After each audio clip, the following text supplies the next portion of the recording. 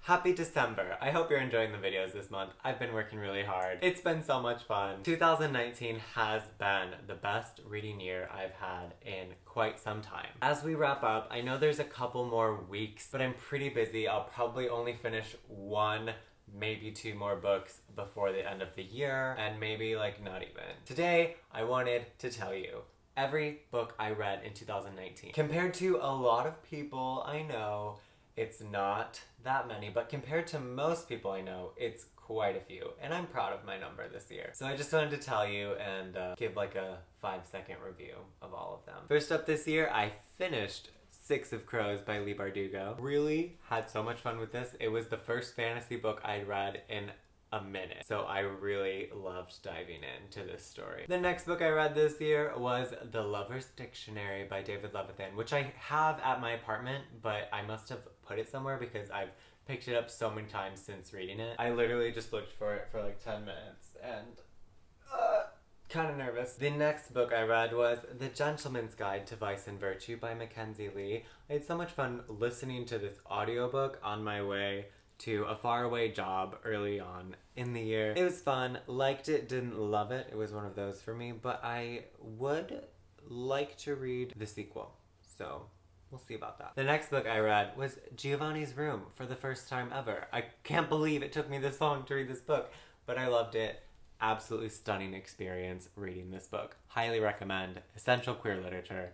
Do it. Oh my god, I found The Lover's Dictionary. I love this book so much. It's a love story told in dictionary entries. I love structure. Next up, I read Opposite of Always by Justin A. Reynolds. This was another book liked, didn't love, but it was fun and definitely see how it would reach its target audience. The storytelling was strong, just like the kind of story that annoys me. Next, we have my favorite book of the year, which was Red, White, and Royal Blue by Casey McQuiston. So much to say about this book. I have a full video about it, so not even gonna dive in, but next up, I finally read Carry On by Rainbow Rowell. Also have a full video about this one. So glad that this was the year I finally read Carry On. I had motivation because the sequel came out. The next book I read was My Year of Rest and Relaxation by Otessa Moshfegh. I had so much fun reading this book. It was another one of my favorites of the year. Read it during a time where it was just like one of those perfectly timed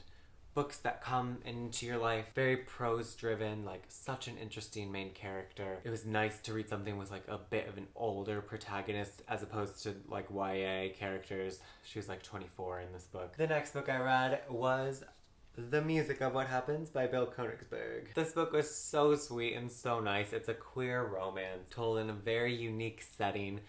Very strong characters. Bill Konigsberg is known for openly straight, and this was just such a sweet book. Love it when a romance has like two very different lead characters. The next book I read this year is a poetry collection by my friend Jenna Claire, Water Runs Red. I finally read this towards the end of the summer. It came out in February, I believe, but I'm just so proud of my friend Jenna. Honestly, the poetry in this book is so good.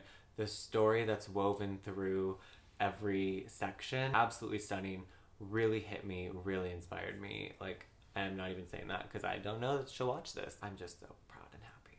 The next book I read this year was 19 Minutes by Jodi Picoult. This was a surprise for me. Huge fan of Jodi Picoult. She's one of my favorite writers of all time, and this has always been one of those books that is sort of a staple in her career, and really enjoyed diving into it. Next, I picked up Ziggy Stardust Me by James Brandon. One of my favorite reads of the year. Such a stunning debut novel that I highly recommend. I got to moderate for James Brandon and Bill Konigsberg in Pasadena this year, and so I read both of their books.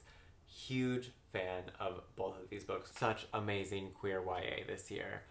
And now we are taking it to the fall new releases that took me to the end of the year. Starting with Find Me by Andre Aciman, the sequel to Call Me By Your Name, which I have a whole video about, so if you're curious about my thoughts, go watch it. Imaginary Friend by Stephen Chbosky came out this year, and I read this 700 plus page monster of a book. It was a time. I have a reading vlog about it, I have a review of it, and I'll have one more video about this book coming real soon. And finally this year I read Wayward Son by Rainbow Rowell, the sequel to Carry On, a highly anticipated sequel for many people, but I got to read it pretty soon after I read Carry On, which was very nice. Currently I'm reading Infinity Son by Adam Silvera. My mission is to finish this book before it comes out at the end of January, so I'll definitely do that. Don't know if I'll finish it in December. Again, it's a wild, wild month of videos and work and other things. And I've been sort of in the middle of a few other books this year that I don't need to mention because I didn't read them this year. Honestly though, thank you for watching. I am hoping to have an even better year in 2020. I think that could happen. That's a good goal, right? I'll see you guys very soon with another video. Have a good one.